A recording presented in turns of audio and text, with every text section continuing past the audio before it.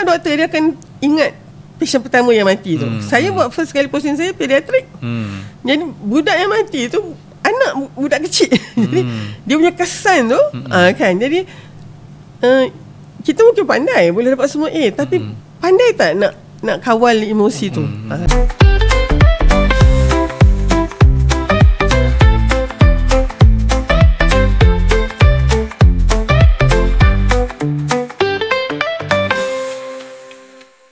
Bismillahirrahmanirrahim. Assalamualaikum warahmatullahi taala wabarakatuh. Temu kita sekali lagi dalam Sembang Budak Pandai ataupun SBP, podcast yang membicarakan berkaitan dengan alumni Sekolah Berasrama Penuh seluruh Malaysia. Apa khabar tuan-tuan dan puan semua? Saya mendoakan dan saya mengharapkan agar anda semua berada dalam keadaan sihat walafiat, ceria-ceria selalu di samping keluarga tersayang. Dan hari ini merupakan episod kedua dalam season yang kedua. Kita dah masuk season yang kedua. Podcast SBP ni, dan sudah tentunya saya tidak berkesorangan untuk membincangkan topik-topik menarik yang akan dipaparkan kepada penonton-penonton sekalian. Kita nak berkenalan dulu dengan tetamu undangan saya yang saya jemput khas. Sudah tentunya orangnya memang berpengalaman luas dalam bidang perubatan. Beliau yang saya maksudkan adalah Datuk Dr. Harlina Haliza Sarji. Okay, so itulah Siraj, sorry. Minta maaf tu. Siraj. Okay, so inilah tetamu yang saya bawakan khas kepada anda. Beliau merupakan seorang pakar perubatan dan kenapa saya jemput Dr. Ha pada pagi ini adalah disebabkan beliau merupakan Presiden Persatuan Alumni Sekolah Sri Puteri. Okey, selamat datang Doktor. Terima kasih. Assalamualaikum warahmatullahi wabarakatuh. Waalaikumsalam warahmatullahi wabarakatuh. So Doktor sihat? Alhamdulillah. Alhamdulillah. Okey, so tadi kita dah, sebelum podcast ni dirakam, kita dah buat sesi introduction lah. Kita dah berkenalan sesama kita lah kan. Jadi macam yang saya dah dengar penerangan daripada Doktor. Doktor ni walaupun dah berkecimpung dalam bidang perubatan sejak sekian lama, kita nak juga dengar pengalaman Doktor menjadi seorang penuntut ataupun bekas pelajar di Sekolah Berasrama Penuh, terutama di Sekolah Sri Puteri itu sendirilah. Jadi kalau Doktor boleh imbas kembali lah, masuk ke Sri Puteri itu tahun bila tu? Okey. Bismillahirrahmanirrahim. Pertama sekali terima kasih lah Tuan Isaac di atas jemputan ni. Kalau tengokkan memang dia mengimbau balik lah saya punya perjalanan. Tahun ni saya umur 59, so tahun depan 60, lahir tahun 66. So dah nak masuk warga emas pun. Saya bersara 2022 dari jawatan terakhir saya adalah Profesor Obstetrik Gynecology, itu bidang klinikal saya, dan pendidikan perubatan. Dengan pengkhususan saya adalah pengajaran klinikal. Jadi jauh tu berjalan ni, dan semuanya saya kira tak dapat dinafikan dibentuk di zaman persekolahan tu lah. So saya masuk Sri Puteri sebagai pelajar tingkatan 1 pada tahun 1979. Masa tu Tuan Isaac baru 2 tahun kan? Betul. Dan SPM saya tahun 83. Dan lepas tu saya masuk ke matrikulasi UKM, matrikulasi sains UKM, yang ketika tu kita tak ada macam sekarang ni lah, setiap negeri ada matrikulasi dia kan. So kalau UKM dia matrikulasi dia dibuat di sekolah sekolah Berasrama Penuh. Jadi di Sri Puteri dia ada kelas matrikulasi dia, yang mana akan masuk selepas SPM punya result. So saya SPM 83, saya masuk matrikulasi tu 84/85. Dan selepas tu baru masuk tahun pertama ke perubatan UKM. Jadi so saya di sekolah Sri Puteri tu campur dengan matrikulasi tu. Jadi lebih kurang bukan 5 tahun lah, maknanya 6 tahun lebih sikit.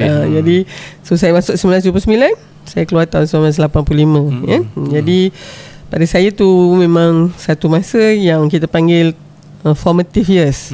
Dia membentuk kita, jati diri dan sebagainya. Betul. Sebab masa zaman saya itu, mungkin masa zaman Tuan Aizat juga pun, siapa yang pergi ke asrama penuh ni sebenarnya dia adalah satu usaha kerajaan di bawah dasar ekonomi baru kan, supaya anak-anak yang cerdik daripada yang berkebolehan, berkeupayaan, berpotensi ni daripada kawasan luar bandar dibawa untuk dikumpulkan dan diberikan sepenuh perhatian untuk menumpu kepada pelajaran. Sebab kalau kita duduk di kampung, agaknya kita kena pergi menulis getah, kena pergi ke sawah, kena jaga adik. Jadi bila dibawa ke situ, maka dia menjadi satu upgrade kepada keadaan hidup kita ketika itulah ya. Tapi tu tak begitu dah lepas 40 tahun. Sekarang ni dia terbalik pula kan, bila anak Tuan Aizat dan anak saya pergi asrama, dia macam downgrade pula. Betul. Kan. Jadi tapi masa tu saya kira saya nak kenal daripada 8 orang adik-beradik. Almarhum Pak saya dulu Qadi ya, Tuan Qadi di Sungai Besar Selangor tu. Jadi atas saya ni ada 5 orang adik-beradik saya, abang dan kakak. Semuanya masuk sekolah asrama. Jadi saya pun macam by default saya pun nak ke asrama jugalah kan. Dan Alhamdulillah bila lepas masa tu peperiksaan penilaian darjah 5, kita tak ada macam UPSR tu kan. So saya terpilih ke sekolah Sri Puteri. Masa saya dapat tu saya Sri Puteri ni sekolah mana tapi dia tulis Jalan Kolam Air. Sebab saya adalah pelajar pertama untuk tahun 1999 tu, di mana pengambilannya adalah sekolah Sri Puteri. Sebelum tu dia adalah Sekolah Menengah Kebangsaan Perempuan Jalan Kolam Air. Jadi saya ada 3 orang kakak yang sekolah dekat SMK dalam kurungan P tu, Perempuan Jalan Kolam Air. Dan saya kiranya anak yang keempat lah dalam tu. Dan saya nampak yang bagaimana dia membentuk saya tu, sebab antaranya tu bukan kerana satu mungkin itu usia formatif remaja kita, tapi saya dikumpulkan tu semua budak perempuan. Jadi kita tak ada budak lelaki tau. Sekolah yang tak bercampur kan. Jadi bila kita macam tu, kita fokus kepada mencongkil bakat dan juga potensi yang kita ada. Kita tak risau pun ada budak lelaki ke yang nak tengok kita ni cantik ke tak cantik ke tak payah.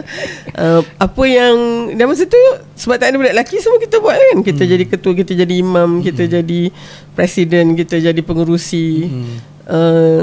Saya masuk juga kelab yang audio visual tu. So kita tahu jugalah antara banyak-banyak punat yang ada dekat mikrofon punya controller tu, mana yang nak di yang mana mungkin kalau ada budak lelaki tu mungkin kita kata dalam gender stereotyping ni itu budak lelaki punya kerja. Jadi bila dah tak ada budak lelaki, terpaksa buat semua.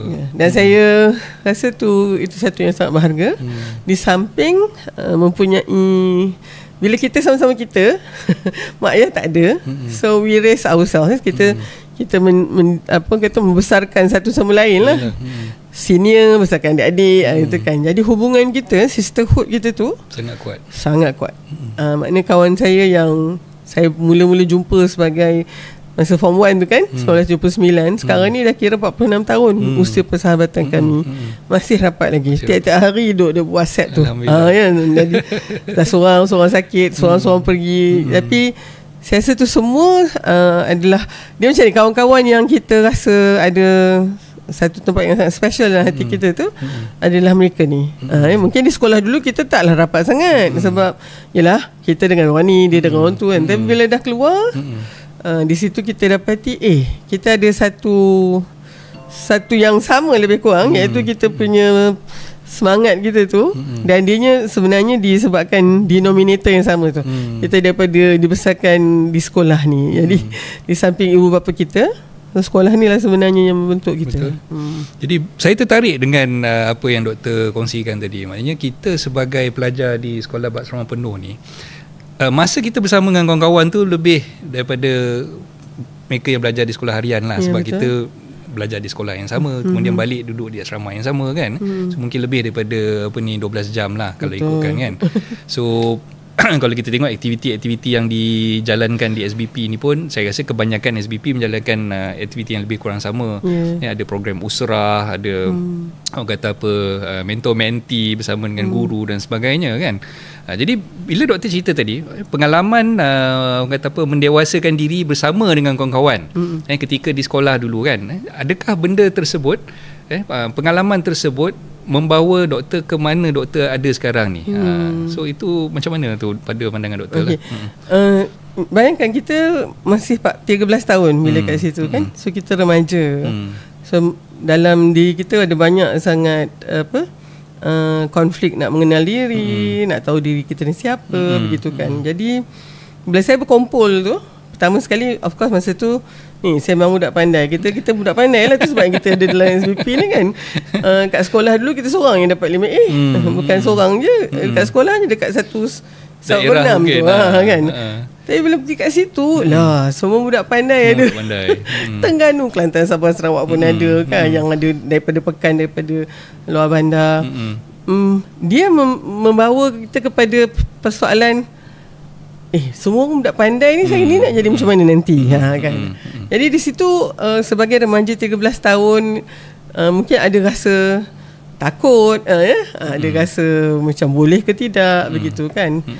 Dan dalam konteks pembelajaran, fasa pertama kita bila kita masuk kepada satu suasana pembelajaran adalah kita tak tahu apa kita tak tahu.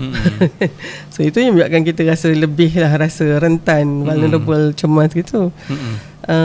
Kemudian saya rasa bila yang penting adalah untuk make friends, bergaul dan dapatkan kawan. Dekat situ saya nampak dia tak boleh tak boleh pandai saja. Dia kena, tak boleh bukan pandai akademik saja, dia kena pandai juga dari sudut kemahiran personal kan. Kita kena boleh buat kawan. Kan? Ada orang mungkin dia tunggu je orang yang sapa dia dulu. So saya rasa saya kena sapa orang dulu kan. Itu pun perlukan keberanian juga. Dan so kita mungkin tak adalah dapat kawan yang ramai sebab taklah boleh jadi famous tiba gitu kan. Tapi kita mula kenal, saling ni, dan akhirnya sama-sama melalui pengalaman tersebut. Dan saya dapati bila tengok okey ni, maknanya saya mungkin tak berapa pandai yang ni, tapi saya boleh yang ni. Jadi saya mungkin kena saling bantu-bantu. Dan saya ingat masa saya form 2 tingkatan 2, saya dapati bahawa cara belajar yang paling baik adalah dengan mengajar. Bila kita mengajar orang lain, kita sebenarnya dapat lagi banyak kan. Jadi masa tu mungkin alhamdulillah, bila kita dulu penggal kan, satu penggal pertama, penggal kedua, saya dapati okey lah, saya mungkin top 5 lah kotnya dalam kelas gitu kan. Pasal saya rasa seronok sangat belajar masa tu, Isaac. Saya rasa bestnya lah belajar ni. Semua yang cikgu ajar tu, sains paduan ke, matematik ke, sangat seronok. English tu di Sri Puteri, kami ada set 1, set 1, set 2 ataupun set A, set B, set C gitu. Dan ketika English kita akan dipisahkan lah tu. Masa tu saya daripada Sungai Besar, dan saya anak Jawa, cakap Jawa daripada kecil. Saya kita doktor, saya pun Jawa juga. Saya sangat yakin saya punya bahasa Inggeris ni mesti masuk set C je lah. Tiba-tiba saya tengok saya masuk set A. Tapi saya dapat tahu kalau set A tu dia daripada 100 tu 60 ke atas tu set A. Saya dapat 60 tu kan ya. Tapi of course yang lain ni semua memang cakap Inggeris berabuk semua. Tapi kat situ tu saya belajar macam mana mengatasi kegerunan saya kan. Belajar dengan bersungguh-sungguh. Dan rupanya saya mungkin tak berapa bagus yang ni, tapi saya bagus yang lain pula. Jadi tanggungjawab saya pula adalah untuk membantu kawan-kawan saya yang mungkin berhadapan dengan masalah gitu. Dan ni satu cerita yang saya rasa saya memang dah rakamkan lah cerita ni. Masa tu form 2 kita ada prep kan. Prep ni prep petang dan prep malam kan. Prep petang ni prep petang dan malam ni petang. Saya rasa 2 kali dalam seminggu tu. Prep petang tu adalah waktu kelas juga. Jadi saya ingat matematik masa tu. Cikgu saya Mrs. Choi, dia mengajar tentang bulatan. Masih ingat lagi ni. Bulatan, circumference dan juga diameter kan. Dan formula dia mudah je. Saya ada pi gitu kan. Tapi cikgu ajar masa tu tak masuk sangat. Kat tu kami ngantuk ke apa ke. So Mrs. Choi masa tu dia tanya, kelas dah faham ya? Tapi kami semua geleng kepala. Dan saya tahu sebagai guru, kalau tiba-tiba nak murid semua tak faham macam mana kan, kita mati kutu juga. Dia ajar lagi. Tengok situ saya tengok, saya kata ada cara shortcut lagi ni. Saya bukan macam ni kan. Tetapi masa tu bila cikgu tanya lagi, orang saya kata geling, saya dah tak geling dan tak mengangguk. Saya tengok je. Saya ingat saya duduk row kedua kan, saya tengok cikgu ajar. Cikgu ajar kali ketiga, saya kata okey sah. Saya punya cara sebenarnya lagi mudah kan. Jadi bila kata okey faham tak kelas? Lepas tu satu saya tak perasan, orang lain masih geling, saya dah angguk. Saya kata faham. Lepas tu ingat lagi masa cerita, Halina dah faham. Okey, mai Halina, tolong ajar kelas. Please teach your class. Lepas tu dia bagi saya, masa tu kan kita kapur dengan papan hijau lagi kan. Saya ingat lagi, ternampak lagi dia bagi saya kapur yang panjang tu. Suruh ajar pula. Jadi saya pun ambil kapur tu, pergi ke depan. Saya ingat cikgu saya nak ikut saya. Apa tak, cikgu pula jalan ke belakang. Jadi saya tengah depan. Masa shoes kat ujung saya lihat ni. Dan saya ingat dia ada satu habit, dia cross hand itu, dia peluk tubuh. Saya tiba-tiba saya depan kawan-kawan. Lepas tu saya kata, kawan-kawan, saya nak ajar tapi formula saya ni lain sikit. Tapi saya rasa dia shortcut sikit lah. Lepas saya pandai Mr. Shoes, dia angguk kepala, mana saya boleh teruskan. So saya ajar. Tapi saya semasa tu kawan-kawan saya mungkin dah tengok 4 kali 5 kali kan. Jadi bila saya ajar tu, satu kelas kata, oh okey faham. Yang Haraja ni nampak simple sikit. Macam tu lah. Lepas tu saya ingat Mr. Shu datang ke depan. Dia pegang saya punya bahu. Kata okey, lepas ni Mr. Shu tak payah masuk kelas sebab ada cikgu yang lagi hebat dia tu kan. Saya tahu dia she was just pulling my leg lah maknanya kan. Tapi untuk budak 14 tahun, it was a discovery. Dan saya sebenarnya boleh menjadikan sesuatu yang agak sukar tu mudah. Dan seronoknya bila kita dapat mengajar begitu. Dan that was the starting point kepada saya punya profession saya sebagai cikgu juga. Jadi saya sebenarnya pun Tuan Isaac, masa saya kecil, bapa saya tanya nak jadi apa kan. So saya kata saya nak jadi doktor. Masa tu 5-6 tahun itulah. Esoknya tu bapa saya belikan permainan plastik lah yang ada stetoskop, talent hammer tu kan. Seronok sangat saya rasa.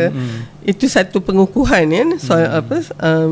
Maknanya kalau kita pembelajaran ni, cara itu kita consolidate, kita validate budak tu kan. So saya tahu bapak saya pun suka. Tapi bapak saya tanya satu soalan, kalau tak boleh nak jadi doktor ni jadi apa?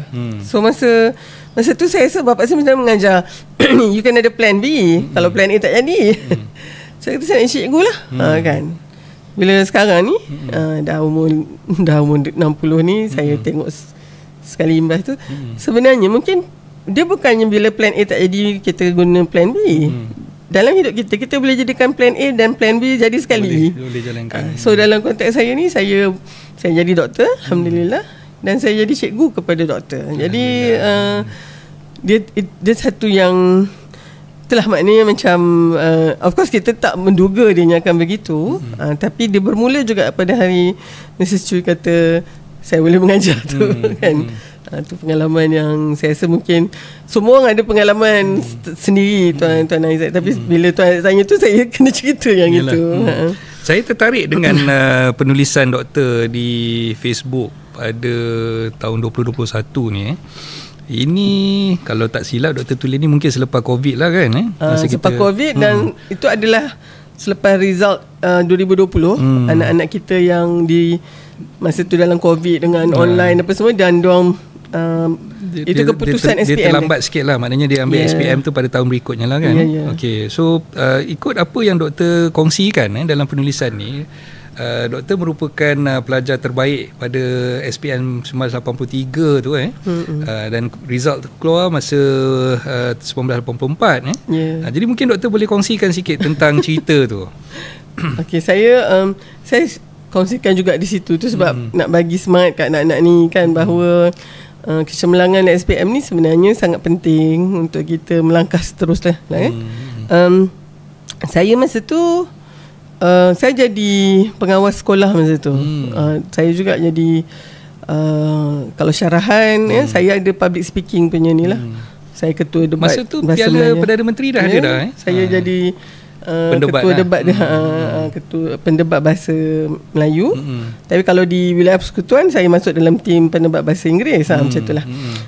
Bab-bab cakap umum ni lah jadi tahun tu saya sangat sibuk sebenarnya. Cumanya saya juga seronok sangat nak SPM ni. Satu tu yang, dan bila preparation saya untuk SPM saya adalah dengan mengajar kawan-kawan. Saya ada seorang kawan saya, setiap hari dia akan bagi saya 2 atau 3 soalan admax yang dia tak boleh nak jawab. So itu yang saya kena selesaikan. Kan?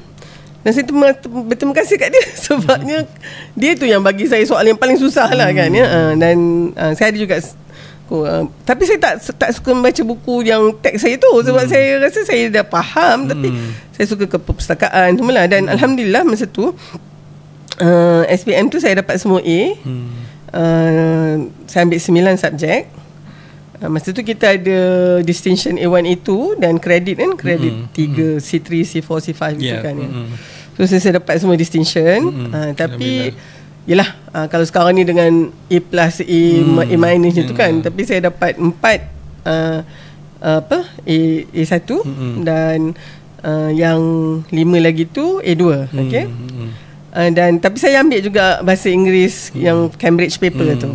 Masa tu 1-to-1 kita panggil. Bukan 319 lepas tu jadi 319. Tapi masa saya 1-to-1. Soalannya dari Cambridge dan di marking pun oleh pensyarah Cambridge kan. Yang tu saya dapat A2 juga. Jadi saya dapat 10A lah sebenarnya. Jadi masa zaman tu bila you dapat best student ni, surat khabar datang. So, jadi masa tu saya ditanyalah oleh pemberita dan dia keluar pada esoknya tu. Dan saya ingat masa tu dia tanya kenapa, apa yang mendorong saya nak dapatkan semua A tu. Saya ingat ketika tu juga umat Islam masa tu yang kalau kita sekarang ni kita kata Palestin, masa tu adalah di Afghanistan yang di Russia masa tu kan. Dan saya ingat pergi ni lah budak tengah semangat ni kan.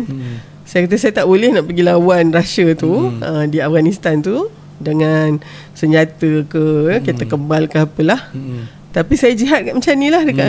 Bila saya masuk dalam Dewan Peperiksaan tu, saya rasa saya bawa semangat jihad tu. Jihad saya dengan pen saya ni, dengan yalah bekalan otak yang Allah bagi ni, dan saya nak dapatkan yang paling baik supaya nak buktikan umat Islam ni boleh maju. Tu yang diambil oleh oleh pemberita tu kan. Buktikan umat Islam boleh maju. Itu dia punya header dia lah kan.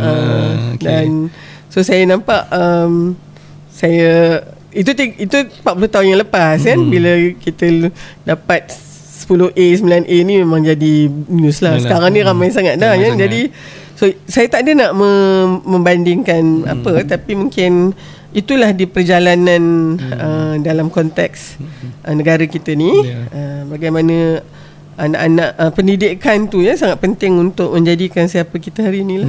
Okey. Kita dah bercerita tentang pengalaman doktor ketika di SSP, kemudian berkenaan dengan keputusan SPM yang doktor pernah raih lebih 40 tahun yang lepas lah kan.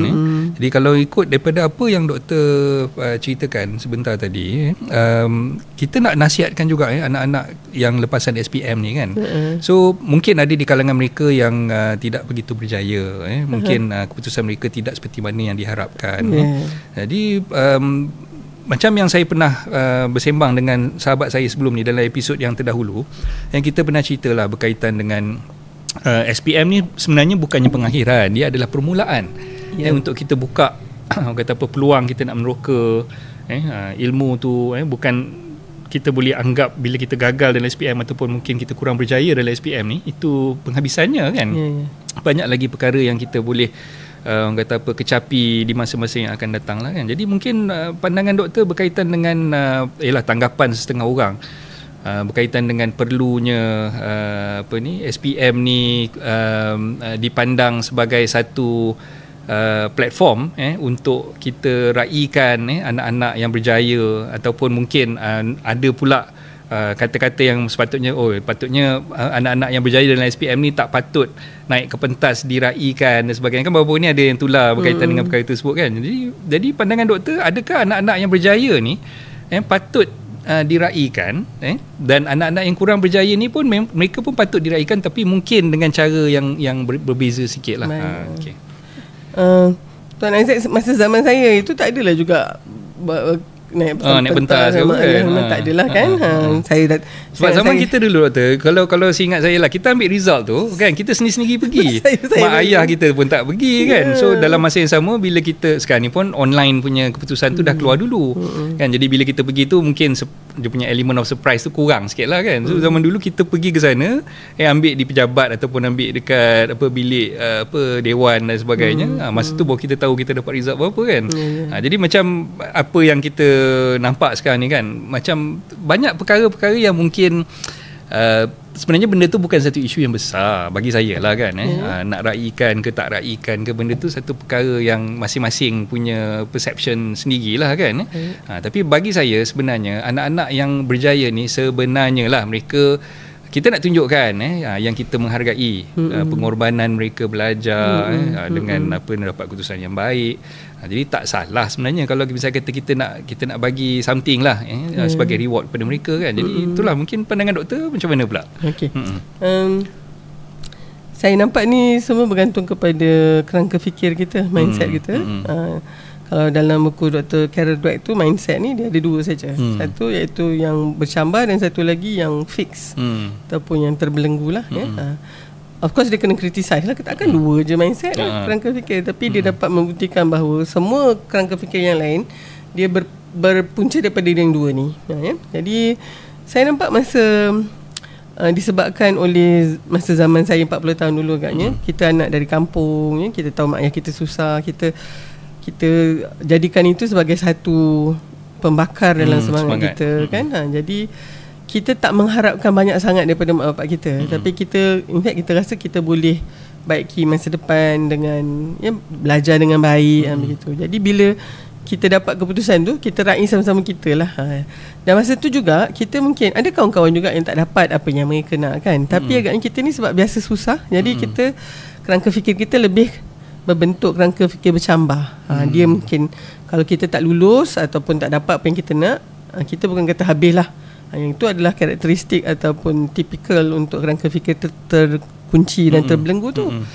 Jadi bila katalah saya nak dapat katalah 9A tapi saya dapat 7A, maknanya saya belum lagi dapat ada rezeki untuk 9A tapi saya dah dapat 7A ni. Jadi itu kerangka fikir yang bercambar. Tapi lah, kalau orang yang dia lebih daripada positif je Isaac. Positif ni kadang saya bimbang dia boleh jadi toxic positivity. Dia macam mendeny dan dismissive kan. Tak apalah, mungkin inilah yang terbaik untuk saya. Allah tentukan yang terbaik. Tapi hati tu menangis, hati tu jerit, tapi mulut ni tak boleh gitu. Kita kena validate saya memang target 9A tapi saya dapat 7A. Kita nak bila kita rasa vulnerable macam ni, kita ada defense mechanism ataupun mekanisme untuk menahan kita daripada sakit tu. So kita macam-macam lah. Kadang kita salahkan orang ni lah, itu semua defense mechanism. Defense mechanism ni dia tak efektif. Dia hanya mengurangkan saja kita punya anxiety, tapi dia tak selesaikan masalah kita. Jadi tapi kalau budak yang ada kerangka fikir bercambar, dia kata okey, saya mungkin tak dapat 9A, tapi 7A ni pun dah cukup untuk saya dapat apa yang saya boleh dapat dengan ni. Jadi itu bezanya sebab dan pada saya secara keseluruhan menjawab soalan Tuan Aizat tadi, kita nampaknya macam trap ataupun berada dalam satu kerangka fikir secara keseluruhannya sebagai komuniti dan juga masyarakat yang tertutup ni. Maknanya kita tengok macam anak yang lagi banyak A tu lagi baik gitu daripada yang ni. Akhirnya kita anak-anak kita sebenarnya kita pun pujilah ini budak pandai, anak ni mama tahu kamu boleh dapat 10A. Kita ingat kita sebenarnya memberikan motivasi. Saya sebenarnya tak. Anak tu sangat kecut lah kan. Dan di situ saya tahu kenapa budak pandai dia pelagiat dan juga dia menipu. Sebab dia tak mahu nanti dia tak dapat A tu macam mana nanti kan. Jadi masa saya jadi pensyarah dan profesor di Fakulti Perubatan kan, ada kes-kes budak pandai ni, budak perubatan ni cerdik lah, tapi meniru pelajar. Dan bila kita panggil kenapa, dia kata saya tak boleh imagine pun kalau saya tak dapat A. Kan? Dan itu is a classical example of kerangka fikir pada saya kan. Jadi kerangka fikir yang nak kita bina sebenarnya melalui pentarbiahan dan pendidikan ini, tak kira dah di sekolah bersama penuh ke sekolah harian ke, adalah upayaan kita untuk bounce back, resilient tu punya daya tahan. Sebab saya rasa itu saja yang boleh kita bekalkan kat anak-anak kita, Encik Tuan Aizat. Kita tak boleh bekalkan dia satu persatu, because kita pun tak tahu apa yang dia perlukan. Tapi dengan semangat G2 boleh bounce back ni, boleh makna resilient, kat mana pun dia boleh hadapi apa je kemungkinan. Sebab kita ni, mak ayah ni takkan ada di situ selamanya, kan? Jadi saya nampak anak-anak kita sebenarnya berada dalam situasi itu saya nak cerita tentang isu kesihatan mental, kan? Itu juga yang contribute kepada isu kesihatan mental kita, menjadi bermasalah kerana kita tidak mampu untuk mempunyai satu kerangka fikir yang resilient ni. Jadi antara saya pernah dengar sendiri, kenapa rakan saya ni hantar anak dia pergi tuition, tak tahu berapa banyak tuition lah, kan. Tapi saya tak tahu budak tu bila nak menyawa, kan. Sana tuition, sini tuition. Dia kata, kenapa ni? Rupanya dia ada PA, dia punya sekretari kat office ni yang anak pandai-pandai. Kan. So anak memang dapat A je dia punya PA ni. PA dia, dia memang bos atasan. So dia I tak boleh imagine kalau nanti keluar result ni, dia kata anak PA lagi pandai daripada anak I. So masa tu saya tanya dia, so you push anak you dapat A ni, is it for you ke untuk dia? Kan? Jadi sebenarnya untuk kita, kan? Jadi, dan oleh sebab tu saya kira berapa A tu adalah satu simbol kejayaan. Maknanya that is how kita tengok sama ada budak tu sampai ke tidak pada tahap yang ni. Tapi maknanya kalau kita tak sampai kat situ pun, kita ada cara lain untuk melihat bagaimana kepintaran budak ni. Sebab dalam pendidikan kita kebanyakannya mungkinlah siapa yang pandai membaca, yang dari sudut berfikir, menulis, ekspresi, mengira gitu, kuantitatif tu, itu yang mungkin akan dapat markah ini. Tapi kalau dia mungkin jenis yang pandai bersukan, pandai dengan seni yang lain tu, kita tak nilai yang itu. Jadi oleh sebab tu, maknanya kalau kita ukur kita tak guna pembaris yang sama. Jadi oleh sebab tu kita tak boleh guna pembaris yang sama untuk semua budak lah.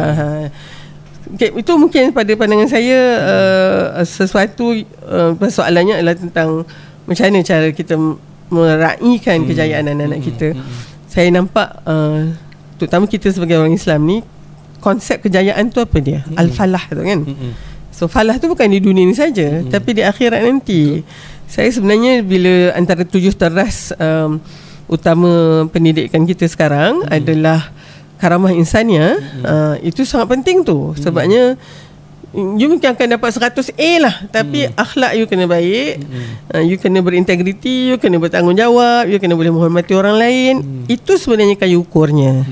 Jadi dan pada saya, insyaAllah anak-anak kita ni, tapi dia tak boleh baik depan kita saja. Dia kena juga baik di belakang kita. Oleh sebab tu anak-anak ni kena internalize benda tu. Dan pada saya, antara tempat yang paling sesuai untuk menyemai itu adalah di sekolah bersama penuh ni. Di situ saya nampak kita ada ramai kawan, kan. Kawan macam ni, kawan macam tu, macam-macam perangai. Ya, tapi saya ingat masa sebelum bapak saya tinggalkan saya masa di atas satu tu, almarhum bapak saya cakap tu, saya ingat sampai sekarang di mana je saya berada, kita buat kat orang apa yang kita suka, orang buat kat kita. Jangan sekali-kali buat apa yang kita tak suka, orang buat kat kita. Saya rasa nasihat tu sangat mudah untuk dihadamkan oleh anak yang umur 13 tahun, tapi sampai umur 60 ni saya masih guna yang sama, kan. Jadi hikmah-hikmah seperti itu agaknya yang kita nak kena beri kepada anak-anak kita, khususnya budak-budak pandai ni. Budak-budak pandai ni dia bagi sikit je dia boleh ni. In fact pada saya, guru sepatutnya memberi banyak perhatian kepada yang mungkin yang memerlukan lebih banyak perhatian untuk memandaikan mereka tu. Budak yang pandai ni, dia tak ada cikgu depan tu pun dia dah boleh buat sendiri. Sebab dia memang self-directed learning, kan. Tapi mungkin yang belakang ni dia kena ada facilitation, dia kena ada motivation. So pada saya, kalau misalnya cikgu yang cemerlang, terbilang, yang cikgu-cikgu yang banyak dapat award, dia kena mengajar yang kelas belakang tu. Bagi perhatian yang lebih kepada mereka lah kan. Dan guru-guru yang mungkin kurang motivasi sebenarnya, so dia ngajar budak-budak yang pandai. Tu, dia pun akan termotivasi dengan budak-budak tu. So budak-budak tu yang ngajar dia nanti. Kita mungkin kena berani buat sesuatu perubahan ni daripada saya untuk keluar daripada zon selesa kita tu memang kena ada kerangka fikir yang bercambah tu lah. InsyaAllah. Okey, terima kasih banyak doktor atas pandangan tersebut. Kita dah bersembang lebih daripada 30 minit sebenarnya. Jadi kita berehat sekejap doktor. Lepas ni kita akan sambung pula kita bincangkan pula berkaitan dengan bidang perubatan. Okey, kita berehat sebentar. Di studio ni sebenarnya anda boleh sewa pada kadar yang sangat berpatutan.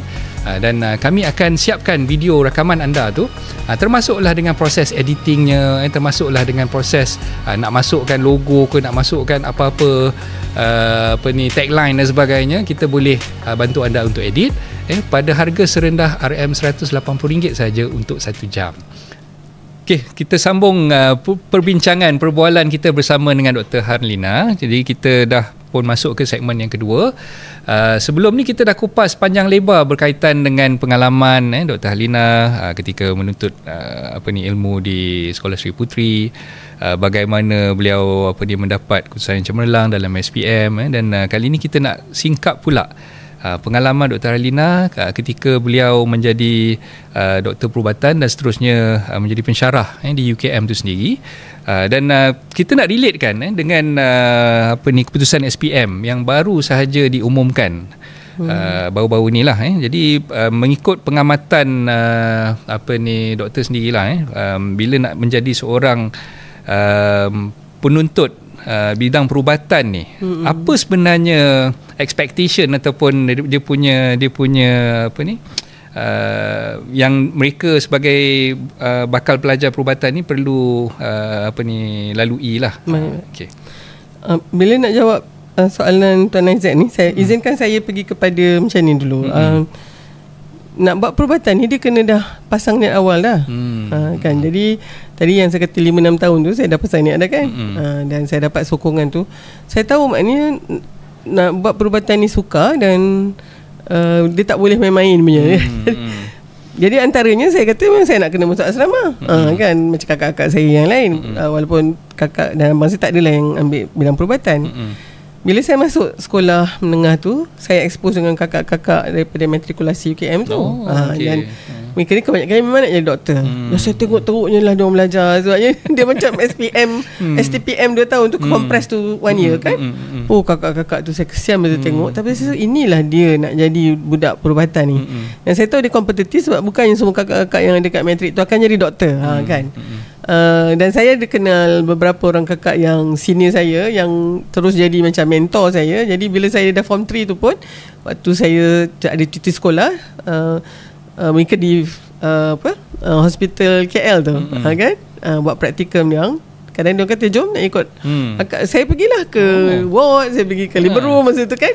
Itu sebagai untuk sensitize saya apa sebenarnya nak jadi doktor perubatan ni. Dan saya dapat tahu masa tingkatan 3 tu, doktor perubatan ni dia boleh menjurus pula kepada kepakaran. Dan pada saya masa tingkatan 3 tu, 15 tahun tu, saya tahu saya nak jadi doktor pakar perbidanan sakit puan. Dia dah pasang niat tu, bukan nak jadi doktor je, nak jadi pakar tu ya. Dan saya pula masa tu saya kata saya nak buat doktor perubatan di UKM. Macam tu. So masa tu ada UM dan UKM. Kenapa doktor pilih UKM? Okey, satu, masa tu of course lah ya, zaman tu memang kakak-kakak senior tu lepas SPM terbang lah kan, pergi US, pergi UK, pergi Australia, New Zealand kan. Saya sekolah Petronas daripada form 3. Form 3 sekolah Petronas masa tu dia headhunt budak-budak ni daripada form 3 lagi. So saya setiap tahun dapat buku voucher, buku dari Petronas, tak saya 300 ke 400 ringgit. Jadi saya akan gunakan tu untuk beli buku kan. Okey. Jadi saya tahu saya akan dapat tawaran keluar negara kan. Tapi saya ingat cikgu biologi saya masa tu, suami dia doktor. Saya ingat lagi dia kata, suami dia kata, saya sering cakap tu in a passing je, tapi dia struck saya sebab dia kata doktor ni kalau dia nak dia nak belajar tu, lebih baik dia belajar kat tempat yang dia nak praktis bila dia dah jadi doktor nanti. Sebab penyakit ni dia lain-lain dekat negara ni, lain negara tropikal, lain negara berempat musim lain kan. Saya rasa betul juga saya nak jadi doktor untuk Malaysia. Kenapa saya nak kena pergi luar negara? Jadi saya pasang niat saya akan jadi doktor, belajar di Fakulti Perubatan di Malaysia. So saya ada UM dan UKM kan. Tapi saya UKM ni sebab dia nanti fakulti dia tu di Hospital KL tau ya. Dan masa tu HKM belum ada lagi. Belum lagi. Dan HKL tu jadi sangat sesak lah sebab masa tu tak ada lagi Serdang, tak ada lagi Selayang, tak ada lagi Ampang ya. Bayangkan, masya-Allah. Jadi oleh sebab tu sebenarnya masa zaman saya pelajar-pelajar ni dihantar ke luar negara, tak payah tunggu result SPM pun, dia pakai result trial ya. Okay. So saya trial saya pun alhamdulillah dapat semua A. Jadi saya memang di interview, saya rasa mungkin 2 minggu sebelum SPM, dia dah beritahu saya dah saya memang akan pergi buat A-level di New Zealand. Saya akan pergi ke Dunedin sebab kat situ Otago University ada. Saya dah ada foster parent saya dah. Mac apa ya, kan kat Dunedin ni ada banyak Scottish. So saya tengok tu, dia kata okey Halina, awak akan pergi ke New Zealand ni 1 hari bulan 1 tahun 84. Saya punya SPM tahun 83. Habis saya semungkin awal Disember. So dalam 3 minggu lepas tu saya dah ada nak kena pergi untuk buat ni. Lepas tu masa interview tu saya ingat, ni atas kursus apa kan? Saya kata okey, engineering dengan accountancy. Terus saya nak buat perubatan, dia kata. Kami tak sponsor perubatan, dia kata. So kalau ni nak buat perubatan, buat di dalam negara. Okey, saya kata tak apa. Tak apa, dia kata. Saya ingat lagi dia 3 orang interview, 2 lelaki dan seorang lagi pegawai perempuan ni, dia mungkin sini dia tak terlibat. Yang 2 orang ni lah usik saya kan, dia kata betul tak nak pergi, ini kan New Zealand yang dekat South Island tau. Saya tahulah, saya punya geografi kan. Dia kata ni nanti snow, nanti bila ni main snowball. Saya ingat lagi. Saya kata tak apalah, saya tak pergi. Pelik lah awak ni, dia kata kan. Lepas tu saya okey lah. Habis saya nak bangun. Dia tu pegawai yang perempuan ni, dia Halina boleh duduk sekejap, kata. Saya pun duduk lah. Awak ni bila saya tengok keputusan awak ni, awak punya track record, saya rasa awak memang boleh score juga kalau kita hantar untuk A-level. Dan kalau misalnya sebab University of Otago dia ada medical juga. Kalau dia offer medicine dekat Otago, kita akan sponsor terus. Bayangkanlah ya, Tuan Isaac, masa tu saya baru 17 tahun dan saya like, wow, bestnya kan. Jadi saya kata maknanya memang, maknanya that can be an exception. Saya boleh lagi masih ambil perubatan, tapi kali ni dia tapi saya ingat lagi, saya tanya saya kata terima kasih lah sebab that confident in me kan. Tapi saya baru 17. Saya tak pernah pergi ke luar negara, tak pernah berpisah daripada mak bapak saya. Kalau saya pergi ke situ, kalau saya dapat cultural shock macam mana? So saya ingat lagi masa tu, yang 2 orang lagi, oi dia tahulah cultural shock. Saya kata, dan katalah saya punya performance takkan dapat yang macam yang diharapkan tu, apa yang jadi pada saya kan? Tak apalah Halina, teruskan je lah. Ni pegawai perempuan ni, tak apa Halina, awak teruskan je engineering ataupun accountancy, dia kata. Lepas tu saya ingat lagi, saya cakap with due respect, bukannya saya nak pandang kecil accountancy dan juga engineering ni, tapi saya takkan ambil risk tu untuk saya punya, untuk buat perubatan. Lepas tu saya ingatlah dia giling kepala. Lepas tu saya minta diri, saya ni, dan masa saya nak pulas tombol pintu tu, saya kata okey, saya mungkin tak pergi ke luar negara untuk belajar, tapi satu hari nanti saya pergi untuk mengajar pula. Saya rasa kan. Dan Allah takdirkan tahun 2017 saya dapat sabbatical untuk 9 bulan. 3 bulan tu saya di Otago mengajar, ada kursus postgraduate di situ kan. So betul lah maknanya. Alhamdulillah.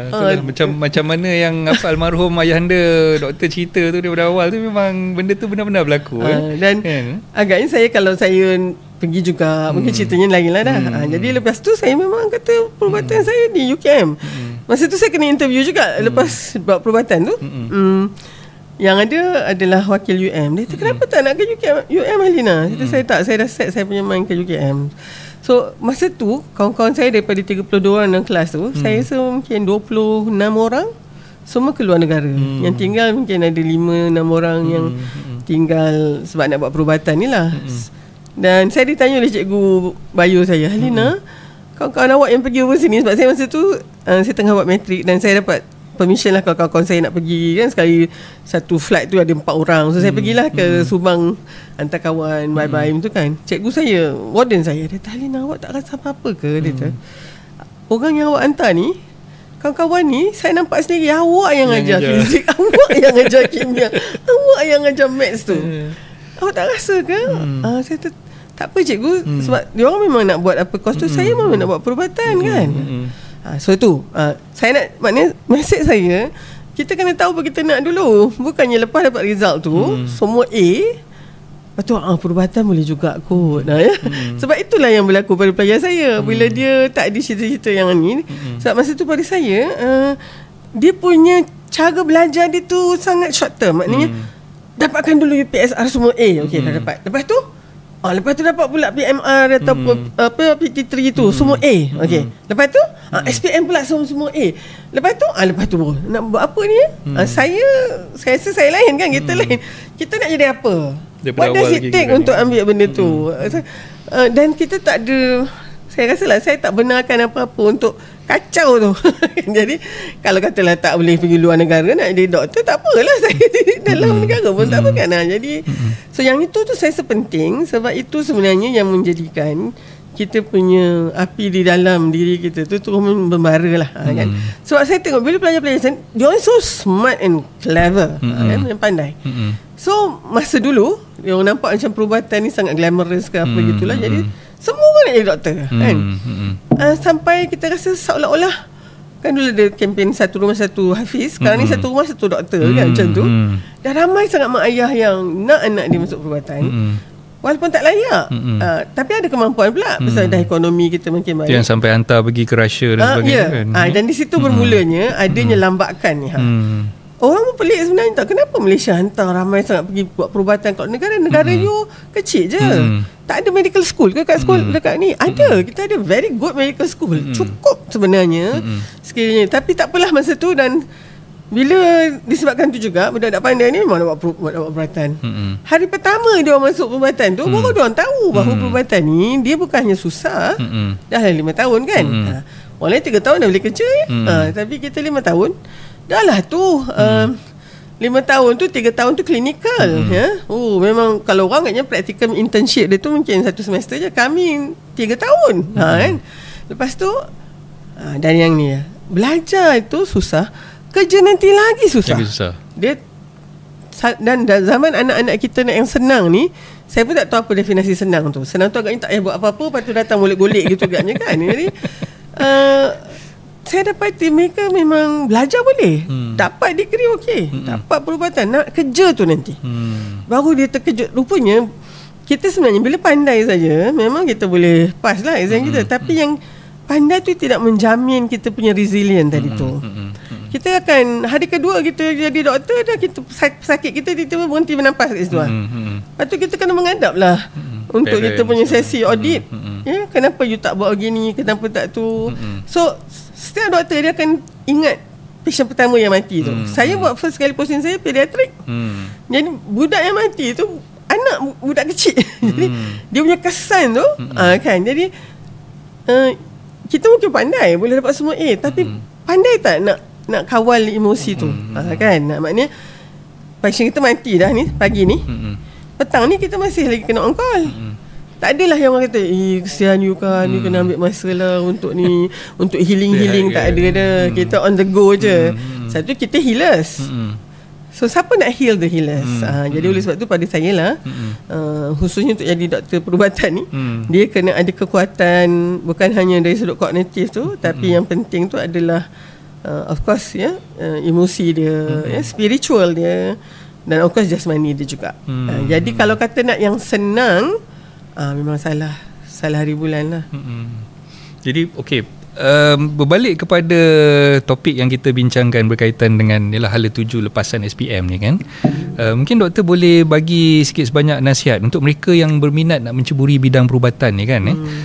Terutamanya bagi mereka yang dia ada macam doktor beritahu tadi lah, dia ada minat tapi dalam masa yang sama keputusan mereka dalam SPM pun okey, alhamdulillah. Cuma selain daripada tu, apa lagi yang mereka mungkin perlu faham tentang bidang perubatan tu? Baik. Pertama sekali, bidang perubatan ni dia berkait dengan manusia apabila dia sistem badan dia dah tak seimbang dan dia sakit. Saya selalu cakap kat anak murid saya, kalau nak orang datang kat kita tu senyum, happy, kerja kat bank. Bank pun kalau kita ada 5,000 je transaction ni, so dengan ATM tu je, dengan mesinnya. Tapi kalau 5,000 ke atas, kita nak beli tanah, nak ni masuk. Dia akan sambut kita dengan senyuman dengan sebaik mungkin, sebab dia tahu kita ni ada duit lebih dari 5,000 untuk transaction kan. Tapi kalau di hospital tu, yang datang tu semuanya sakit. Dan kita tahu sendiri lah, bila kita sakit ni, you feel marah, sedih, macam-macam kan. Tapi kita nak lempiaskan marah kita tu kat siapa? Dengan orang yang pertama kita jumpa kat hospital tu lah. Tu yang mungkin dia kalau keadaan biasa senyum kan, baik, tapi bila dia sakit, dia muka dia masam, dia tak sabar. Dan itu dia yang akan jumpa kita. So kalau kita pun jenis yang macam tu juga, yang fuse kita pendek juga, tu yang bergaduh tu kan. Jadi kita mungkin yang paling senang, bukan paling senang, yang paling penting pada saya adalah satu rasa nak berbakti, nak ini termasuk ibadah sebenarnya. Untuk saya lah, saya rasa macam ayat yang paling yang saya letak dekat meja study saya adalah surah Al-Maidah ayat 32 tu, siapa yang menyelamatkan satu nyawa ibarat menyelamatkan manusia keseluruhannya tu kan. Tapi dia ada another side of that, siapa yang bunuh satu nyawa pun macam membunuh tu kan. Jadi yang itu menjadi satu motivasi. Dan saya teringat Profesor Dr. Yusuf Al-Qaradawi, dia kata ibadah yang paling besar ni adalah ibadah yang tentu memberikan manfaat kepada orang lain. Dan dia nukilkan ada 7 ke 8 butiran dia. Macam contohnya membantu orang yang dalam kesempitan, mengurangkan kesakitan, ialah memberi harapan kepada orang putus asa. Semua tu doktor boleh buat kan. Dan saya rasa macam saya perlu satu bidang yang mana tidur saya pun dikira ibadah. Sebab saya kena cukup tidur. Tak nanti tak boleh nak rawat. Saya punya clinical reasoning kabut lah. Saya punya makan tu pun dikira ibadah. Dan setiap helaan nafas hembus dan keluar ni, hembus dan masuk ni adalah boleh dikira ibadah. Dan dia adalah satu fardu kifayah. Seorang buat, yang lain tak payah kan. Dan daripada yang tu macam perbezaan sikit puan lagilah. Saya sendiri seorang wanita begitu kan. Jadi pada saya, dia set dia tu, itu adalah satu package dari sudut niat, yang mana setiap kali katalah tiba-tiba rasa letih, rasa macam mana, saya pergi balik kat situ. Tapi tu terang je, saya tak pernah terfikir saya akan resign ke, ini teruk sangat lah kan. Dia macam, apa yang paling teruk yang saya pernah hadapi katnya, patient saya 2 orang di pediatrik onkologi, masa saya houseman, dia orang collapse. Mula seorang collapse pukul 2. Saya tengah attend ni collapse, bukan collapse saja ni, budak yang kanser ni dia dengan muntah darahnya, dengan pucat lesinya tu kan. Tapi dengan kanak-kanak kita tak mudah nak kata okey sudah macam tu, kita kena try kan. Saya pula masa tu kebetulan on call dengan medical officer yang ada masalah sikit dari sudut disiplin. Saya panggil tak menyaut-nyaut.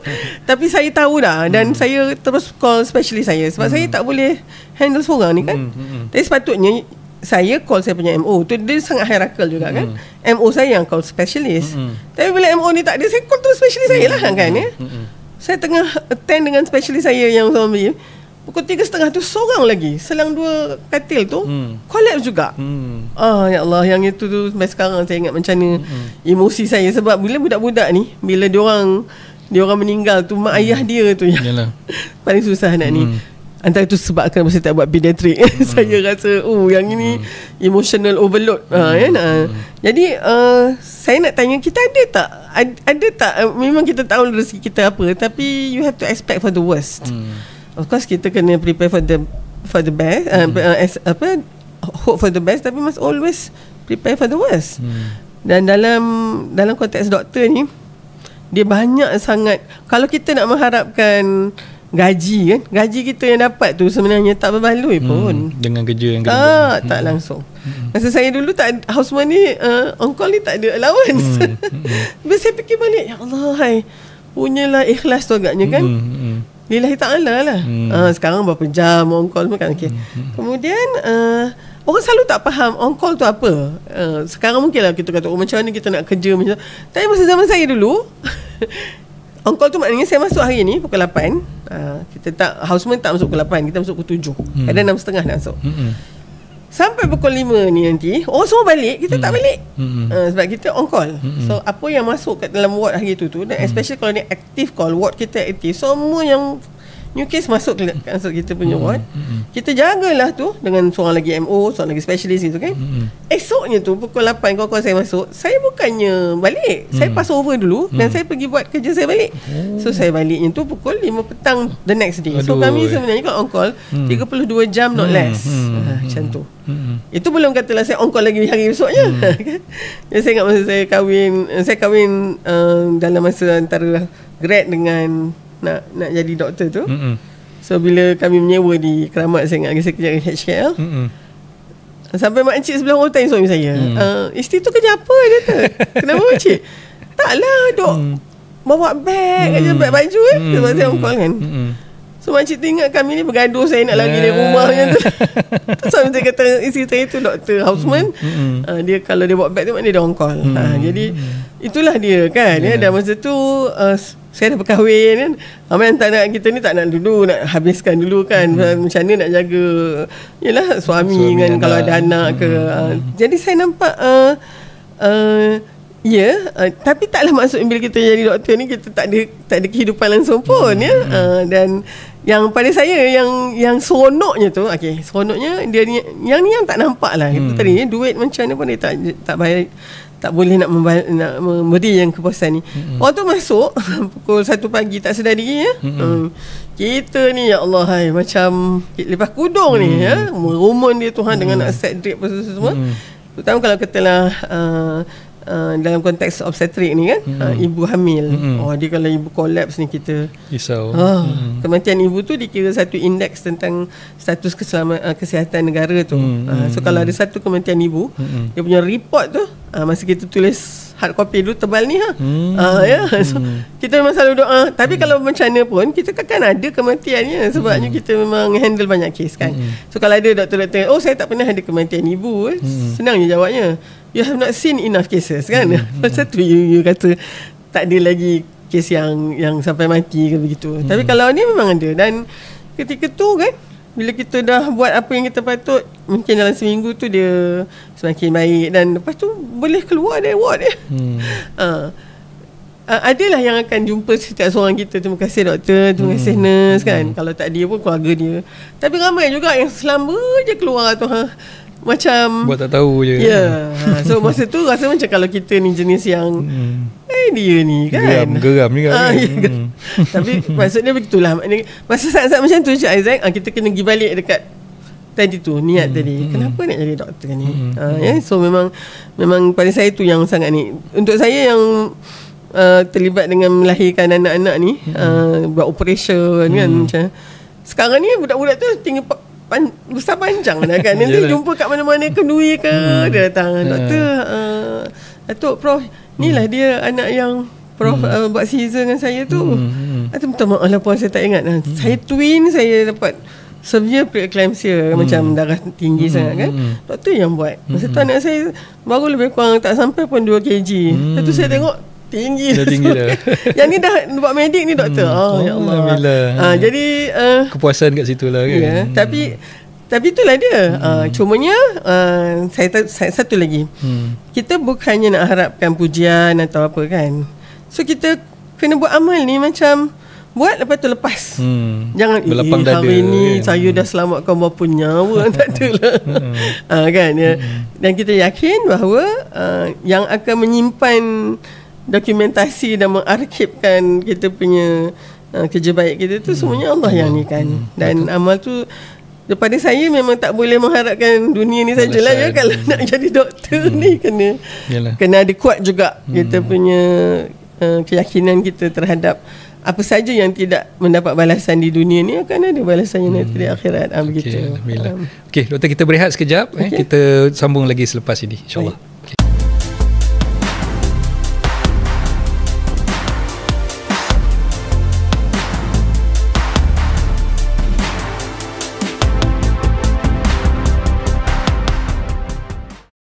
Okey, kita bersambung lagi bersembang bersama Dr. Harlina.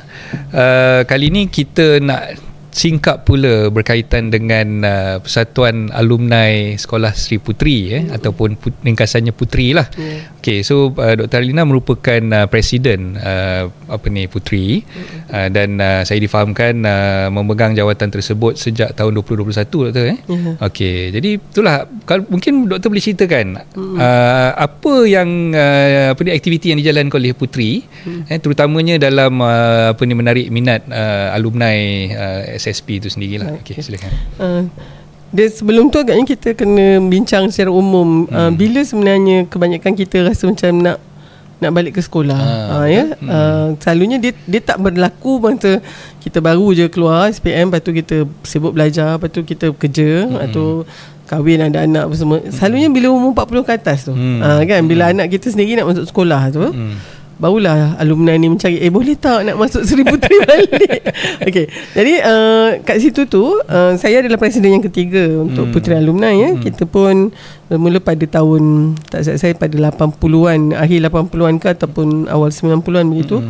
Dan tapi sebenarnya bukan senang nak dapatkan komitmen daripada ahli untuk ni. Sebabnya kita bukan hanya kita kena ada dana sekolah pula selalu dia tengok alumni ni macam dia punya ATM pula kan, macam cash cow cash cow. Jadi yang itu pun kita kena saling mempunyai satu konsep yang yang jelas tentang apa peranan alumni. Jadi masa saya mengambil alih tahun 2021 kita nyatakan dengan jelas bahawa memang kita adalah non-profit. Oleh sebab tu kita mungkin tak adalah banyak berniaga ke apa gitu kan. Tapi utamanya untuk ahli kita sediakan satu platform yang mana untuk semua. Di sinilah tempat kita menyambung silaturahmi. Dia bila kita masuk sekolah asrama ni, bila saya masuk tingkatan 1, atas saya ada senior, tingkatan 2, tingkatan 3, tingkatan 4, tingkatan 5. Untuk saya ada matrik punya kakak-kakak. Nanti bila saya masuk form 2, saya ada junior tahun 1, tapi kakak tahun 3, tingkatan 3, 4, 5 kan. Saya naik pula tingkatan 3, saya punya dah ada 2 junior. So setiap seorang kita dalam 5 tahun kita di sekolah tu, kita sebenarnya ada 10 batches yang kita rapat. Bergantung kalau kita ni jenis yang tak banyak bergaul tu mungkin tak lah. Dia kalau kita yang jenis mix around ni, ni semua adik-adik kita, kakak-kakak kita kan. Dan di Sri Puteri, dia kalau setahun tua tu pun dah kena panggil kak. Kalau tak panggil tu marah kita ada sekolah yang tak kira kan. Tapi di Sri Puteri itu kita menghormati seorang tu. Kita bila form 1 ni, bilalah kita nak jadi senior senior form 2 dah ada form 1 dekat bawah gitu kan. Jadi tapi semangat itu yang kita nak bawa untuk Sri Puteri, untuk Puteri Alumni. Oleh sebab tu kita ada tagline kita ISSP. I itu maknanya integrity. Sebab pada saya di mana kita belajar integrity? Sebenarnya umur 10 tahun kita dah mula pandai berbohong. Dan kalau kita dapat didikan yang baik, mak ayah kita memang tahu kita bohong, kita tak nak bohong dah. Tapi selepas tu ni lah masa remaja. Remaja ni mak ayah kita dah tak tengok sangat kita, kita dengan kawan-kawan. Dan pada saya nilai integriti tu sangat diberatkan masa saya di sekolah dulu. Jadi integriti tu jadi seolah-olah kita punya identity. Orang boleh tak percaya kita. So I tu integriti. S yang pertama tu adalah sisterhood. Jadi sebab ukhuwah ni lain macam lah dia bila dengan kakak-kakak ni ya, dengan adik-adik kita yang saya kata tadi, we raise each other. Mak ayah tak ada. Betul. So saya sebagai senior, saya kena raise adik-adik saya, tunjukkan contoh yang baik kan begitu. Dan saya pun tengok ada kakak dan kakak-kakak di atas saya kan. Okay. Yang satu lagi ni adalah sense of belonging. Pada saya kami pandangan alumni ni tadilah adalah platform di mana semua kita ada tempat di situ. So tak boleh lah ya, alumni ni hanya untuk orang-orang tertentu kan. Dia jadi orang tak rasa belong. So sense of belonging is important. Dan yang P tu macam biasalah, passion. Dia bila benda tu sampai pada level passion, kita tak payah bagi duit kat dia pun dia datang. Ataupun kita minta dia duit pun dia bagi. Tapi selagi tak sampai enthusiasm and passion tu, dia tak boleh ni. Jadi so dekat situ kita rasakan bahawa Puteri ni adalah satu tempat selamat di mana kita boleh jadi kita kan. Saya mesti setuju dengan saya. Ada benda kita tak share pun dengan adik-beradik kita. Ada benda kita tak share pun dengan pasangan kita. Mungkin dia lebih share dengan kawan-kawan. Pasal dia orang ni pernah nampak kita masa toya-toya dulu, sampailah sekarang yang dah cantik ni kan. Dan masa tu kita kata tapi betul lah, bila kita berjumpa, walaupun macam saya 46 tahun dah persahabatan kami, kita nampak dia tu macam masa form 1 sampai form 5 tu lah perangai dia. Jadi bila jumpa balik tu naik balik perangai lama kan. Jadi oleh sebab tu saya nampak itu je, itu yang paling penting. Kemudian hubungan kita dengan sekolah. Alumni ni dia kena ada akar dia dengan sekolah juga. Kalau misalnya kita alumni yang terpisah daripada sekolah tu, dia jadi macam kita tak peduli pun apa jadi kat sekolah kan. Dengan Sri Puteri ni pula, of course macam juga beberapa sekolah yang lain, kami bertukar ke tempat baru. 2003 kami berpindah daripada Jalan Kolam Air tu ke Cyberjaya kan. Daripada sekolah yang di KL jadi sekolah yang di Selangor, di daerah Sepang. Jadi di situ sekolah kami pula dijadikan satu sekolah yang lain pula ya, sekolah Sains Sri Puteri. Jadi kita rasa lost juga tau. Kita yang Puteri ni, sebab kalau kita nak pergi balik kat tempat kita dulu ni, bukan sekolah kita lagi dah. Sekolah lain. Tapi di situlah saya punya memory, kita punya memory kan, apa yang kita buat kan, asrama dia. Dan bila kita pergi ke sekolah yang baru ni, kita tak rasa belong sangat. Tapi adik-adik kita yang kat situ, mungkin yang SPM 2003 contohnya, dia ada 2 pengalaman di sekolah lama dan sekolah yang tu kan. Tapi mereka ni, macam saya kata tadi, bila umur 40 baru dia nak datang balik tu. So inilah masanya bila adik-adik tu dah mula nak dia orang pun nak masuk sekolah kan. Jadi cycle tu dah mula. Tapi kami yang awal ni, al-awwalun wasabiqun ni, tak boleh lah pula terpisah. Tapi kita kira lah, maknanya sekolah Sri Puteri ada 3 fasa over that 55 batches ni. Ada yang dari 68 sampai 78, itu adalah sekolah menengah kebangsaan perempuan Jalan Kolam Air. Pengalaman dia lain. Saya pula Sri Puteri dah kan. So saya 1999 itu sampai 2003 tu lah kiranya, 2002 tu, itu pengalaman sekolah Sri Puteri Jalan Kolam Air. Kemudian yang 2003 ke atas ni adalah sekolah Sri Puteri Cyberjaya. Jadinya saya rasa sebagai memegang tampuk kepimpinan Puteri buat masa ni, saya kena raih semua tu kan ya. Dan saya sendiri sebenarnya smack in this kat middle ni kan. Jadi yang penting tu adalah komposisi exco tu. Exco tak boleh dalam satu batch saja. Dia kena semua terlibat kan. Jadi bila benda pertama yang saya buat, kita buat roadshow. Tapi buat online roadshow. Kita kata kita ikut by generation, Tuan Azad. Kakak-kakak saya yang SPM 68, mereka ni kebanyakannya lahir tahun 50-an kan. So mereka ni adalah baby boomers. Umur dah 70 plus. So mereka ni dah cucu-cucu lah yang masuk balik Sri Puteri ni. Of course dia punya needs lain. Dia punya keinginan dia nak bersama tu pun disebabkan lain kan. Seorang sakit lah, seorang meninggal hanya macam tu kan. Dan kita kena bagi dia orang space untuk dia orang. So dia orang panggil dia orang ni seroja di kolam. Macam tu lah kan. So tapi dia orang datang kita punya ni, tapi kita kena make sure mereka kita raikan sebagai kakak-kakak kita. So presiden saya yang pertama daripada batch ni. Gitu kan. Kemudian tanya pula yang Gen X, Gen saya kan, dan Gen Tuan Aizat. Kita ni masa tu memang dah jadi senior dalam jawatan kita apa semua. Kebanyakannya semua CEO lah, apa ketua jabatan pengarah lah kan. Jadi so masing-masing di situ dah ada tanggungjawab kepimpinan, dan kita nampak macam ni sekolah sebenarnya memberikan kita kekuatan untuk menjadi pemimpin tu. So we want to give back to school gitu. Dan akhirnya yang lagi-lagi muda ni lah. Jadi so saya nampak salah satu untuk pastikan alumni ini sentiasa relevan adalah sensitif terhadap keperluan semua tu, kita raikan semua, dan hubungan dengan sekolah. Hubungan sekolah ni dan juga PIBG. Alhamdulillah saya rasa untuk sepanjang saya jadi presiden ni, hubungan dengan sekolah tu sangat rapat. Dan kita, itu penting supaya sekolah tak haja hubungi kita bila dia nak duit aja. Mula-mula tu macam tu lah. Tapi lama-lama kita kena kata kita can offer more than duit. Kan? Jadi oleh sebab tu antaranya ni setiap kali ada event-event di Seri Puteri, dan banyaknya lah event kat Seri Puteri tu tiap-tiap minggu ni ada je dia punya tamu luar negara lah dan seterusnya kan. Dan saya pun tak boleh lah nak pergi semuanya. Tapi kita bagi support tu. Dan of course untuk kita dah jubli jubli emas 50 tahun 2018 hari tu. So ketika tu kita dapat hadiahkan sebiji bas. Alhamdulillah. Berapa ratus ribu lah tu kan. Masa tu memang kempen semua dapat satu bas untuk adik-adik kita. So sebetulnya ada 2 biji bas kan.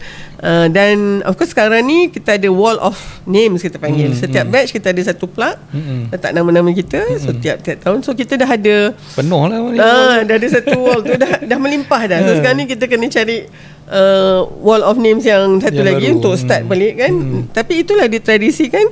So kita nak datang sekolah tu nak tengok nama kita kat mana begitu kan.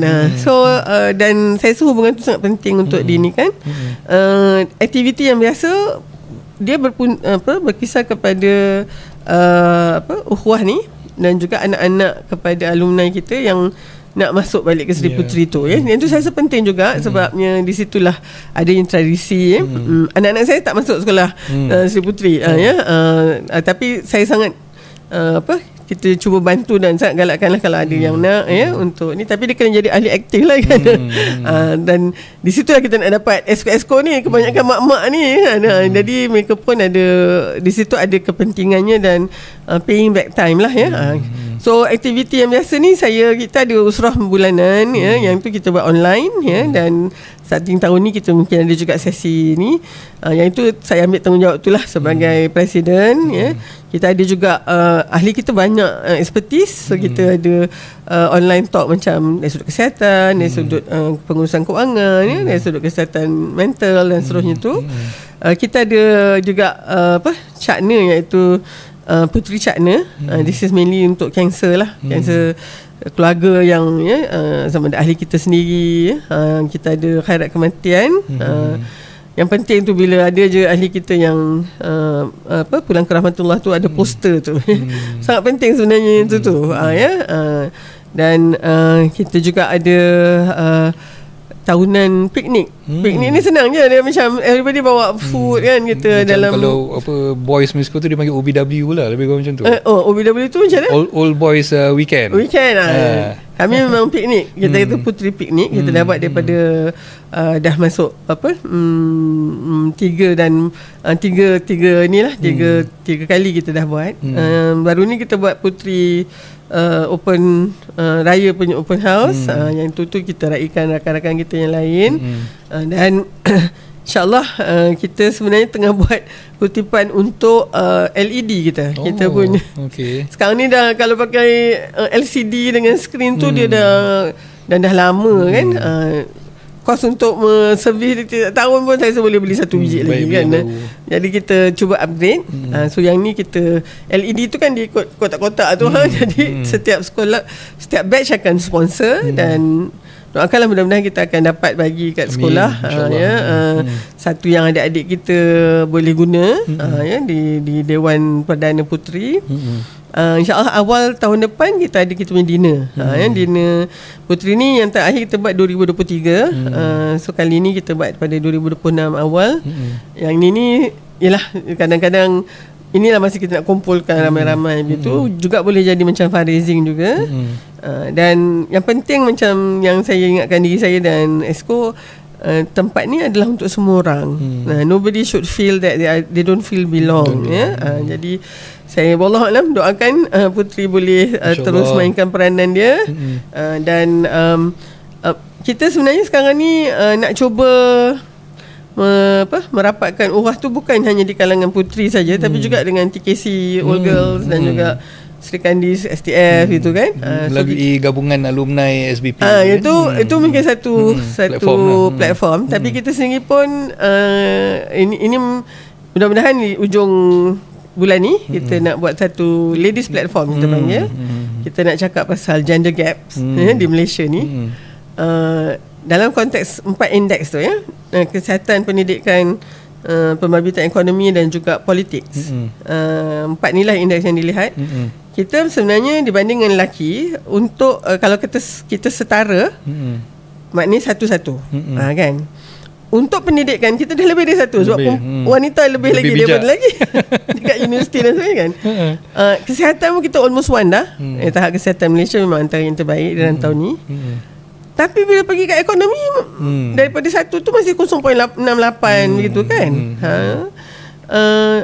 Politik lagi lah 0.01. Tak sampai. Jadi soalan dia kan, gender gap in Malaysia ni, where have all the brilliant girls gone? Kat mana perginya budak-budak cerdik ni yang sihat walafiat ni, tapi tak terbabit dalam pembangunan ekonomi negara, dan apatah lagi politik dari sudut pembuatan keputusan. Di situ kita tahu secara automatik ada systematic error, ada systematic and systemic error. Kan? Kenapa yang budak-budak pandai ni tak boleh masuk dalam politik ni? Dan pada saya lah, ni pandangan saya. Yang ni kalau nak sensor dari podcast ni pun okey. Selagi mana kita masih lagi dengan sistem politik yang ada ni, berbentuk politik kepartian dan juga perlu datang daripada parlimen. Kita orang perempuan susahlah nak menjaga parlimen ataupun kawasan undangan negeri kita tu. Maknanya kalau kita orang perempuan ni nak kena masuk ke parlimen dan DUN tu dengan cara yang sama, memang kita akan tercicir. Sebab kalau kita kena buat pilihan, kita sebenarnya tak ada pilihan, kita akan pilih keluarga kita. Kan ya? Tapi bila kita tak ada pula di parlimen dan di untuk buat membuat keputusan, di situ memang sangat merugikan sebenarnya.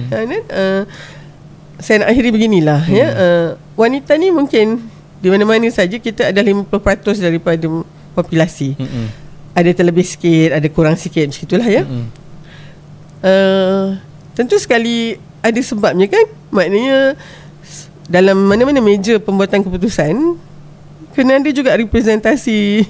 Paling tidaknya 30% tu sebenarnya tu asas fizik je kan. Dia betul 50% kan. Kerana yang 50% ni lah juga yang melahirkan yang 50% di sebelah sana tu kan ya. Jadi apa-apa saja pun memang saya rasa ini bukan satu semata-mata yelah nak sama rata ke setaraf ke, bukan. Tapi saya rasa kita kerugian apabila all these bright girls yang ada dekat sekolah-sekolah ni, yang telah dididik dengan macam ni tidak mempunyai peluang yang sama untuk memberi sumbangan itu kan. So saya harap itu satu message lah yang saya bawa. Saya yakin kalau nak jemput Datuk Afsah atau Datin Zainun, Sri Kandi STF, Datuk Afsah adalah Presiden TKC OGA, message yang sama akan diberikan juga kan.